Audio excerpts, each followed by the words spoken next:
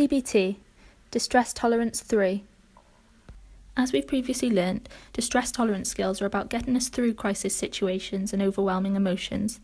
They're not a cure for all of your problems or to reduce negative emotions, merely to survive things when we can't change them.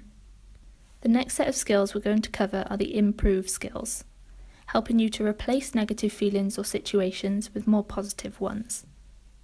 They're cognitive methods to help you change the way that you look at a situation or evaluate yourself in order to make distress easier to tolerate. Some skills involve changing physiological reactions to stress, and some involve acceptance. We can remember these skills by using the acronym WISE Mind Improves. The I in improve stands for imagery. Thinking of an image which is different from the situation you're currently in means that you're able to escape the situation in a sense. Think of a place, real or imagined, which feels safe to you. It could be a room or a beach or a field, or it could also mean imagining that you're with a good friend and thinking about the way they make you feel. Choose a helpful, safe place which makes you feel calm when you think about it. Relax and let yourself feel that you are there. When you feel distressed, picture this place. Hold on to the image. Feel yourself there, safe and comfortable. Stay there as long as you need to. This can be a helpful strategy to distract yourself when in distress and to remind yourself that you are safe. It's important to note that you have to practice imagining your safe place when you're not in crisis, so that you're able to use it when you are.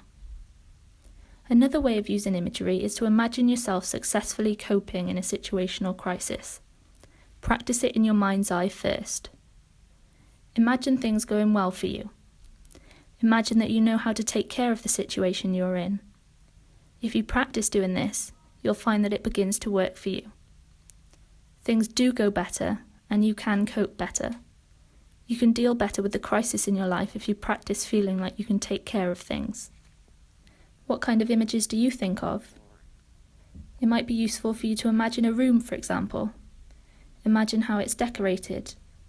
Go into it when you feel threatened and close the door. Imagine everything going well and you coping. Let your mind go to a beautiful, calm world and imagine painful emotions draining from you. The M in improve stands for meaning. Finding or creating meaning in the pain that you are experiencing can be very helpful.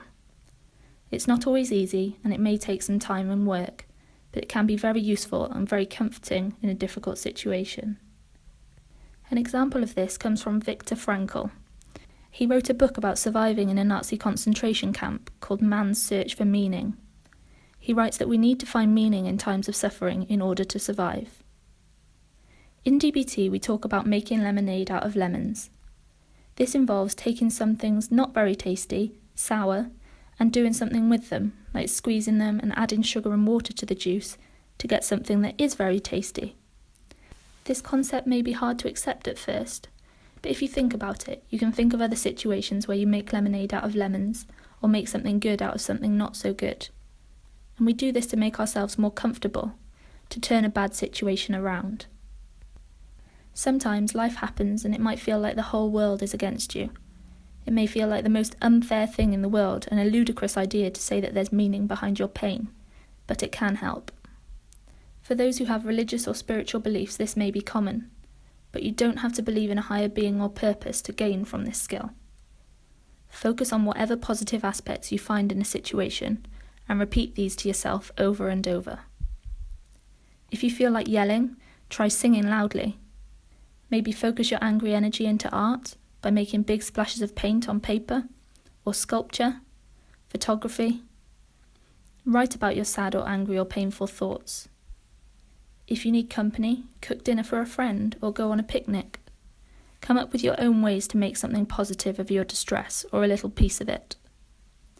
Remember that by trying to find positive things about our distress, we're not denying that things are bad or trying to say that distressing things are not distressing. We're trying to improve the moment and find some things that will help us feel better in the moment. For example, are you seeing something more clearly? Are you learning something? Are you letting go of painful memories or feelings? Has this brought you closer to friends or family members? Are you preparing for a change in your life? Are you closer to nature? Have you discovered a book or a poem that helped you? What do you think about meaning? Next we move on to prayer. Although prayer can mean praying to a higher being, it doesn't necessarily have to be. You could be praying to wise mind in a similar way as you would in radical acceptance. You could be sending a message of hope to yourself to get through a situation. It may be a give me the strength to get through this situation. It's not a prayer for the pain or suffering to be taken away, as this might not be possible. But ask for the strength to get through this moment and open yourself to God, your wise mind, or someone with greater wisdom for help. In moments of great distress, prayer can relieve distress or help you to tolerate it better. In DBT, we talk about 3 kinds of prayer: the why me, the save me, and the acceptance prayer. In both the why me and save me prayer, you're asking for something, maybe rather desperately, maybe asking to be relieved from your distress, or asking for something particular to happen, or asking whoever you're praying to have pity on you. In the acceptance prayer, however, you open yourself to what is, whether you're praying to God or a higher power, or to your own wise mind. This isn't begging to have suffering taken away, and it's not a why me prayer. It's a way of being present with your distress, of not fighting it, whilst at the same time not saying it's okay. As with all of the skills, this one needs to be practiced. After some practice, it'll feel more natural to you. Try this exercise.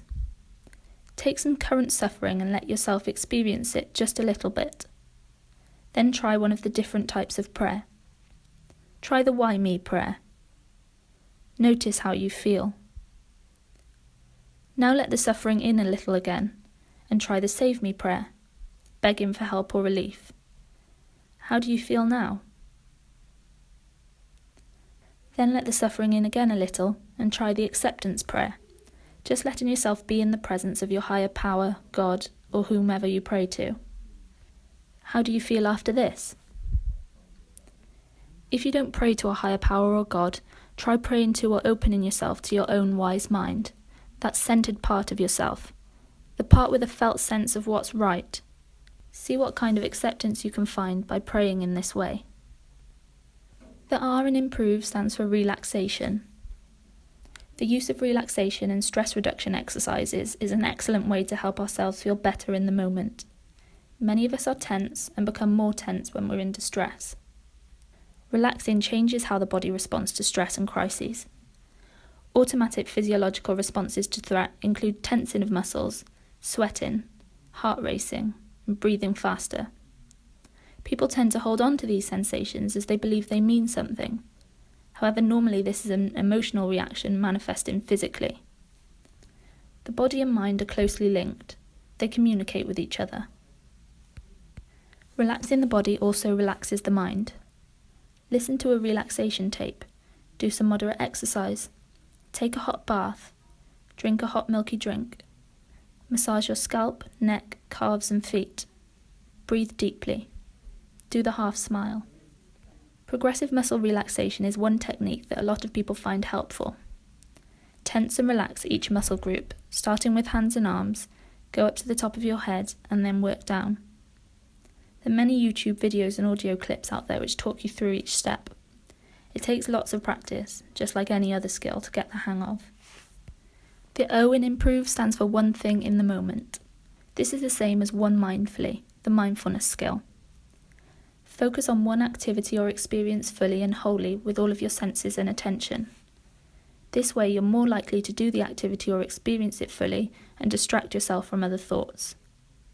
This can be helpful in the middle of a crisis as it can distract you for a while in order to calm down.